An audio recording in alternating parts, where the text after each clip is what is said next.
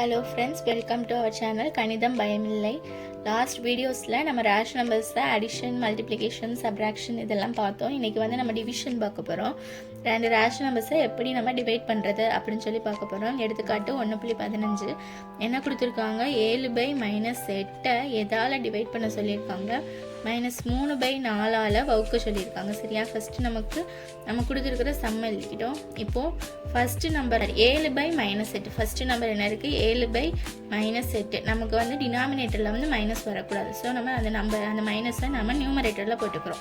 இப்போ நடுவால நமக்கு என்ன சிம்பிள் கொடுத்துருக்காங்க?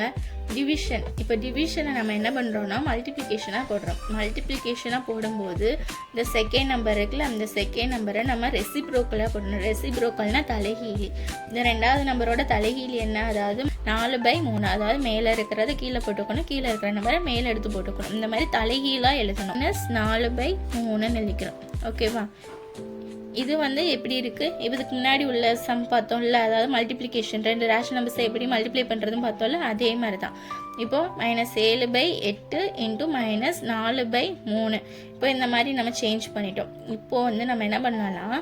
இப்போது இந்த ரெண்டு நம்பரையாவது நம்ம கேன்சல் பண்ண முடியுதான்னு பார்க்கலாம். இப்போ கேன்சல் பண்ணும்போது ரெண்டு நியூமரேட்டரையும் நம்ம கேன்சல் பண்ணக்கூடாது, டினாமினேட்டர் ரெண்டையும் கேன்சல் பண்ணக்கூடாது. எப்படி கேன்சல் பண்ணணும்னா நியூமரேட்டரையும் டினாமினேட்டரையும் கேன்சல் பண்ணணும், நியூமரேட்டரையும் டினாமினேட்டர் தான் கேன்சல் பண்ணணும். சரியா?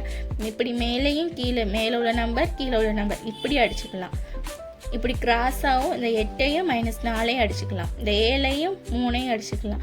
7ஐயும் 3ஐயும் அடிக்க முடியாது, நான் எக்ஸாம்பிளுக்காக சொல்கிறேன். இந்த மாதிரி கிராஸாக நம்ம நம்பரை கேன்சல் பண்ணிக்கலாம். ஆனால் மல்டிப்ளை பண்ணும்போது எப்பயுமே நம்ம எப்படி பண்ணுவோம்?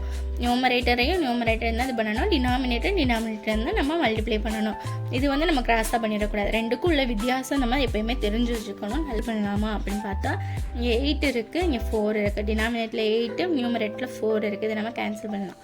1 4 is 4, 2 8s are 2 4s are 8. ஓகேவா?